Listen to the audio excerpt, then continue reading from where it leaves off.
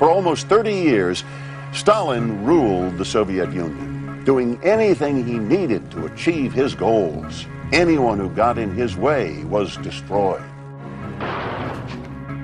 The Bolsheviks wanted to change society.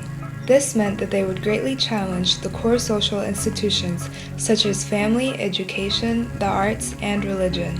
However, things did not always turn out as the revolutionary leaders had intended. 6 to 1938, 36% of the Communist Party's membership was purged. Stalin's long arm reached out to every level of Soviet society. No one dared protest for fear of retribution. His power was becoming absolute. Changes to the woman's role in the home implied a fundamental change in the relationship between men and women. Laws were passed to make divorce easier and later to allow abortion on demand. However, the socialist dream soon collided with the economic realities of life. The government was neither willing or able to fund enough creches or public canteens to free women from childcare and housework. Many Russian children spent life in gangs. Hundreds of thousands were made orphans by war. After the Civil War, 5 million men were discharged from the military service, and women suffered as men were given preference in jobs. The percentage of women in industrial labor in 1929 was practically the same as it had been in 1913. Even though the party stressed the equality of women, women's participation in politics did not take great strides in the 20s. Traditional attitudes towards women excluded them from party activities. Alexandra Kollontai was the only woman among leading Bolsheviks, but the impact of her radical feminist ideas was limited. She believed in women's active role in paid work, childcare being provided by the state, casual attitudes toward sex, workers' participation, and a socialized new generation. After the October Revolution, the Bolshevik government set up the Commissariat of Popular Enlightenment. Focus moved away from high art, such as ballet, opera, and fine art and museums, which were regarded as bourgeoisie and elitist. Workers and peasants were encouraged to produce their own culture or proletkult. The Bolsheviks were anxious to use art for the benefit of the state.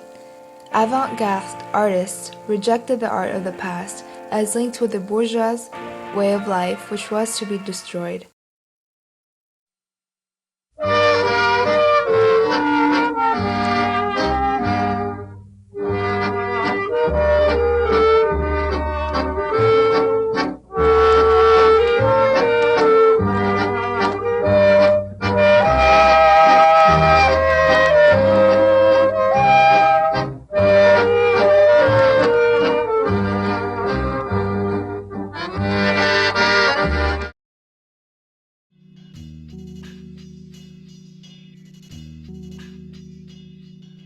Education was essential in creating a socialist society. Pupils were to be cleansed of bourgeois ideas. Religious teachings were to be replaced with an emphasis on communist values and atheism. The new system failed and had to be abandoned under the NEP because of financial pressure. In the 1920s, there were two main strands in the school curriculum: general education, which included learning about communism and the history of the revolution, and practical education, which focused on technical subjects and industrial training. The Bolsheviks also attached great importance to the universal literacy so that all citizens could be exposed to their propaganda and taught modern industrial skills. The new discipline that Stalin was imposing on the society, everybody knew that if you didn't give total loyalty and visible dedication to Stalin, you could be sent to the cellars of the Lubyanka and executed immediately, or you could be sent to prison or camp for 25 years. Marx had called religion the opiate of the masses, so the Bolsheviks set out to eliminate it. Churches were desecrated, and priests openly mocked. They finished Russian religion. The Bolsheviks saw religion as a sign of backwardness. In January of 1918, they issued the decree of the separation of the church and state, which took away many of the church's rights. After the Cultural Revolution, there was a return to traditional values in many areas of Soviet society. This has been called the Great Retreat. In the 1930s, the country's life was in the hands of regular workers and peasants, having predominantly technical educations. Better education was made accessible not only to them, but also to army personnel, doctors, lawyers, diplomats, and those managing the arts sphere.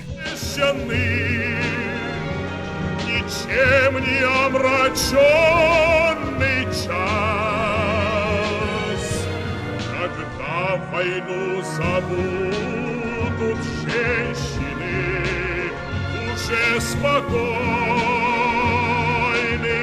за нас.